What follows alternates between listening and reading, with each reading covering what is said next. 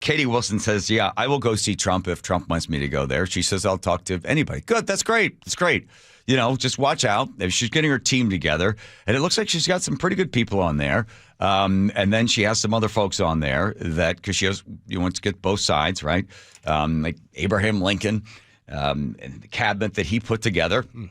So she's going to have some people that are going to be, diametrically opposed to one another with some of their political points and what they feel the function of government is. I'm basically a fill the pothole, put out the fire, and arrest the bad guy kind of guy when it comes to government. All these other social problems cannot be solved by the government. But, hey, let's see how a socialist does with all of these deep-rooted, I believe, cultural problems, but not necessarily societal problems that the government can step in, take the money from one group and give it to another.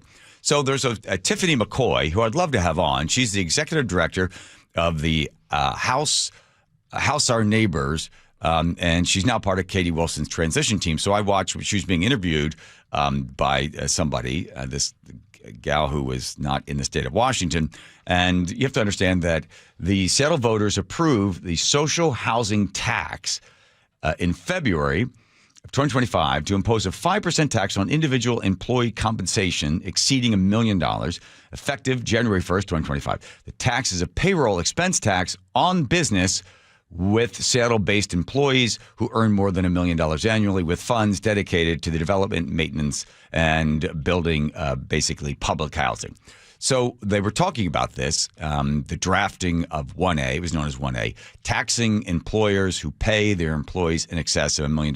Here is this Tiffany McCoy, who's now working with Katie Wilson. We also, when we were drafting the Proposition 1A, we set it at $1 million in total compensation, period. We did not tie it to inflation. So if they tied it to inflation, then as inflation moved up, the number keep going up. But if you don't tie it to inflation, then the person all of a sudden gets caught into the $1 million trap, right? Because they just make it nice and easy. So it's just straight million.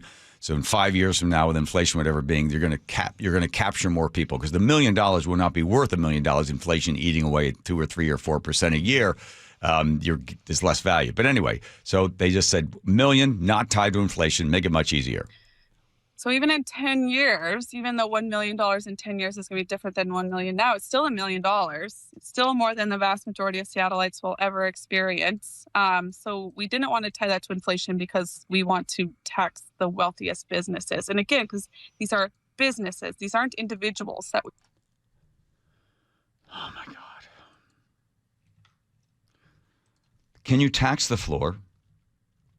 Can you tax the wall? Can you tax a desk? A business doesn't pay taxes. People pay taxes. Not businesses, people. It has to come from somewhere. We're taxing. So we couldn't necessarily do the ratio. I mean, it's such great comms. It's such great imagery, but that was going to be tricky territory for us because it was about actually going after individuals as opposed to the company employer payroll tax. Okay. So we needed to be creative in our legal laws here, and that's where we just like excess compensation. I think everyone can agree if you're making over $1 million a year, that's excess, and that excess compensation that your employer has the ability to pay should go into funding housing as a public good. Excess. Who determines what's excess? Like, we've decided because $1 million sounds like a good number. Anything over $1 million because $1 million's excess. What do you mean excess? I mean, the person is, let's say, first of all, let's imagine that they earned it, because in the guy comes in, right? Let's go sports or anything else, because sports is great because it's actually meritocracy. And the guy has a skill, and the person's like, hey, I'll give you $700,000. The guy's like, yeah, I'm better than that. He goes somewhere else. We'll give you $1 million to throw a ball or whatever you're going to do, whatever your skill is, the marketable skill that someone's willing to pay for. I'll give you $1 million. I'll give you $1.5 million. So the guy gets $1.5 million, right? So he gets $1.5 million. The government takes 40%, and then the rest of it comes out, and then the number goes all the way down, whatever his net is. If he's got kids, he's going to throw the mortgage in there. So when you dribble it all down, and he maybe ends up out of $1 million, then maybe he's got like $680,000 left over. That's after tax, right? But excess, they like $1 million because they assume $1 million is like way too much money.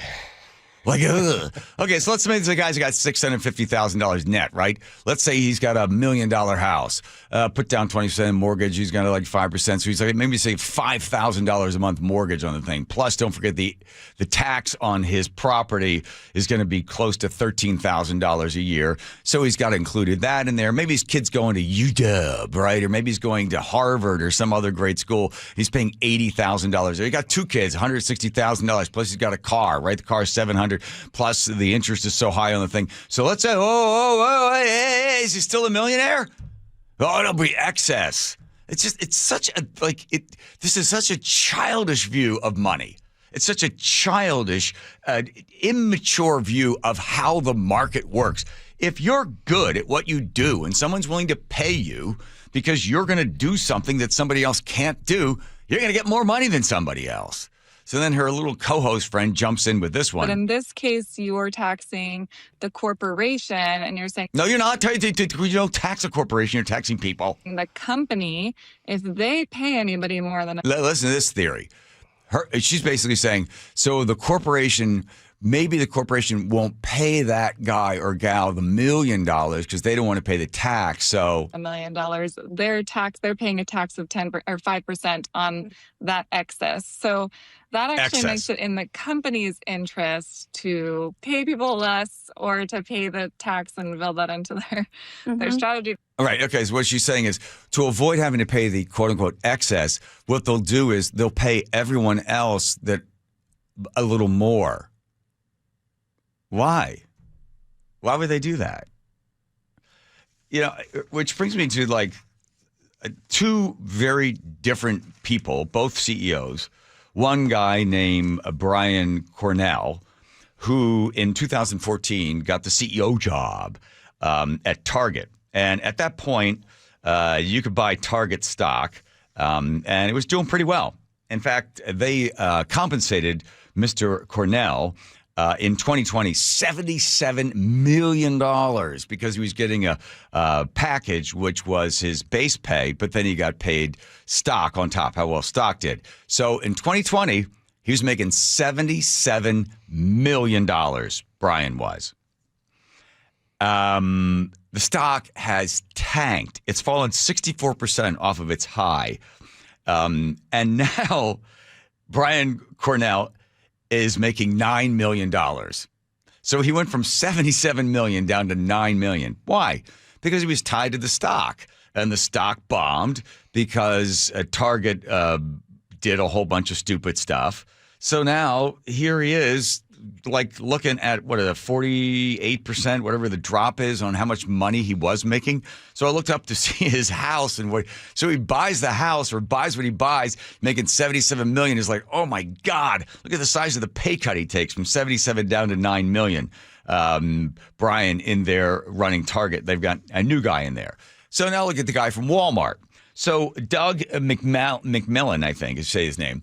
He started at Walmart in stocking the place when he was in high school, and then he went to college. But he grew up there in that town. He worked at Walmart. Then he came back, and he was doing some customer service, working at Walmart, works his way up. He gets a master's degree in business. And this guy gets hired at the same time as the other guy at Target. And at the time when Doug McMillan took over, you could buy Walmart stock for $29 a share. It's now at 107. It has quadrupled. That's a 300% gain. And because of that, they paid Doug McMillan a hell of a lot of money because the stock did really well. Now, here's for Tiffany McCoy and her friend there. Who benefits from the Walmart stock going from $29 to $107, a 300% increase in stock? Who benefits? Other than Doug McMillan, who got paid money because he was successful at what he did. What he basically did to Walmart was, hey, we're getting our asses kicked by Amazon. We have got to get into the digital world. We better start delivering product the same way Amazon does. So he completely revamps Walmart, absolutely revamps it, and comes up with something that has a quadruple in value with a 300% increase. Now, here's who benefits, Miss McCoy. Public pension employees. teachers, garbage men, police officers, the hardworking folks that you feel are getting screwed over by the rich guy getting the excessive $1 million.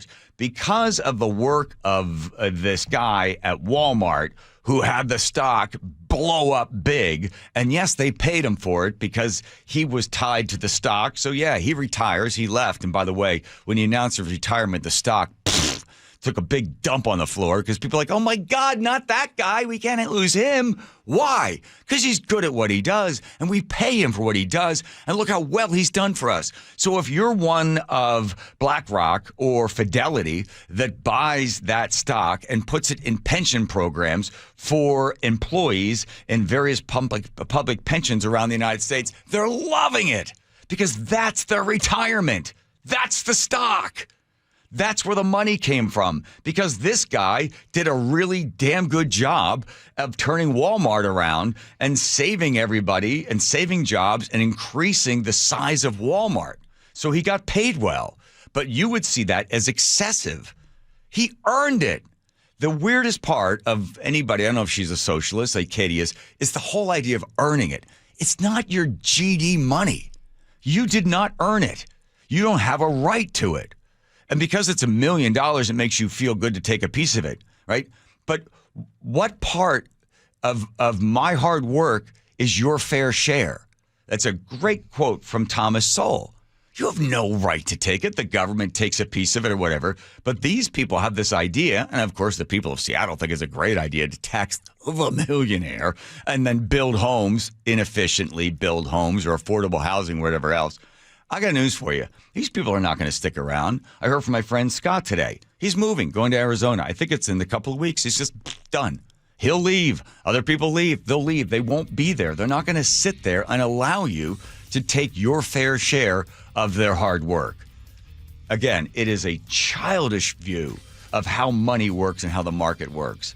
If you do well at a job and it's a marketable skill and the market pays you, and if you're not getting paid what you deserve there, you go and you shop your skills somewhere else and somebody will pay you for it. And these people have no right to take it. Although the people of Seattle voted yes, it's okay for the 5%. Well, I've got news for you. Anybody that voted for the social housing tax, the golden goose has wings and they'll just fly away and go somewhere else where they don't see their work as being excessive and being the right of somebody else to take it from them.